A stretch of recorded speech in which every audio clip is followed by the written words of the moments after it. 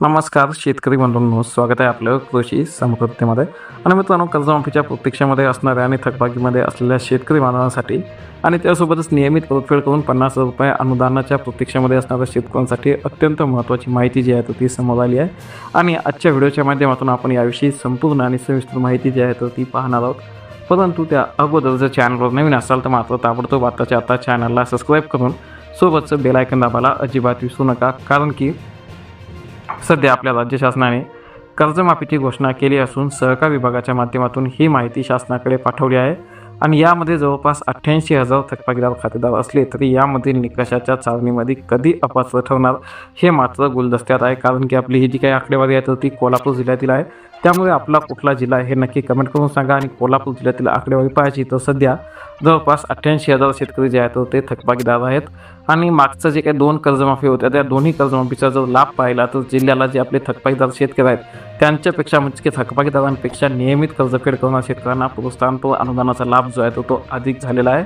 आणि राज्य शासनाने सध्या जे आहे ते सप्टेंबर 2025 अखेरपर्यंत थकबाकीदार शेतकऱ्यांना 2 लाखापर्यंत व तत्पुरती सलग 3 वर्षे पीक कर्जाची नियमित परतफेड करणाऱ्या शेतकऱ्यांना ₹50,000 प्रोत्साहनपर अनुदान देणारे पुण्यश्लोक अहिल्यादेवी होळकर शेतकरी कर्जमुक्ती योजना जी आहे तर ती आणली आहे.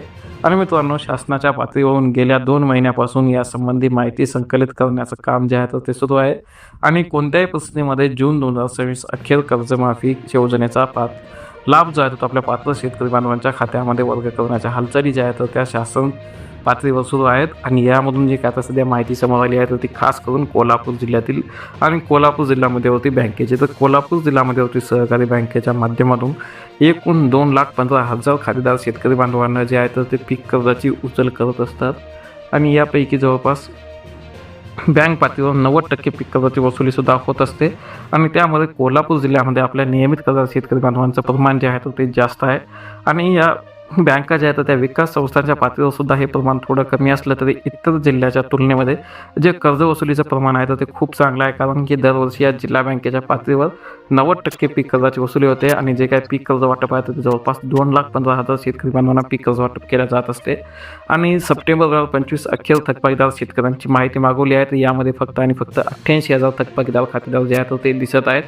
आणि ही शेतकऱ्यांची संख्या मोठी असली तरी शासनाच्या निकषाची चाळण अद्याप लागायची बाकी आहे. म्हणजे की जो काही कर्जमाफीचा शासन निर्णय आहे तो येणार आहे. आणि त्यामध्ये कुठल्या अटी शर्ती निकष असतील त्यानुसार जे आहे तर या शेतकऱ्यांच्या संख्येमध्ये घट होणार आहे. आणि त्यामध्ये सध्या नुकतीच शेतकऱ्यांची संख्या मोठी असली तरी शासनाच्या निकषाची चाळण अद्याप लागायची बाकी आहे. आणि त्यावेळी जी काही चाळणी होणार आहे तर जेव्हा निकष होणार आहे तर त्यामध्ये निम्म्याहून अधिक खातेदार शेतकरी जे आहेत ते अडकणार आहेत. आणि मागील कर्जमाफी जे काही निकष होते तर ते 2 लाखापर्यंतचे कर्ज निकष होते. कारण की 2 लाखापर्यंत थकबाकीचं कर्ज जे आहे ते माफ होणार होतं. 2 लाखावरील थकबाकीदारांसाठी OTS योजना होती. आणि सरकार व निमसरकार कर्मचाऱ्यांना वगळलं होतं. त्यासोबत आयकर भरणारे शेतकरीसुद्धा यासाठी अपात्र ठरले होते. आणि तालुका जिल्हास्तरीय सहकारी संस्थांचे पदाधिकारी लोकप्रतिनिधी हे सुद्धा अपात्र होते. आणि मागील वर्षी जी काही कर्जमाफी झाली होती की छत्रपती शिवाजी महाराज कर्जमाफी योजना होती तर त्यावेळी 21,560 जे आहेत थकबाकीदार शेतकरी होते. आणि त्यांच्यासाठी 87,61,00,000 निधी जो आहे तो लागला होता.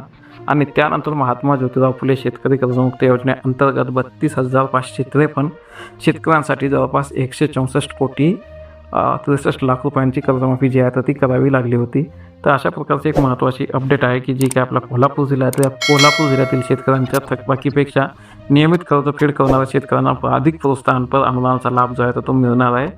आणि याचा जो काही निर्णय येईल शासनाने होईल तर ते आपल्याला आपल्या माध्यमातून करण्यात येईल. त्यासाठी चॅनल जर नवीन असेल तर नक्की चॅनलला सबस्क्राईब करून सोबतचं बेल आयकॉन दाबायला अजिबात विसरू नका. धन्यवाद. मित्रांनो, सध्या गरमीचा पारा खूप चढला आहे. आणि अशातच आपल्याला जर 5,000 ते 10,000 रुपयापर्यंतचे टॉप 3 कूलर घ्यायचे असतील तर त्यांची लिंक आपण व्हिडिओच्या माध्यमातून दिलेली आहे. तर तुम्ही नक्कीच एकदा चेकआउट करू शकता.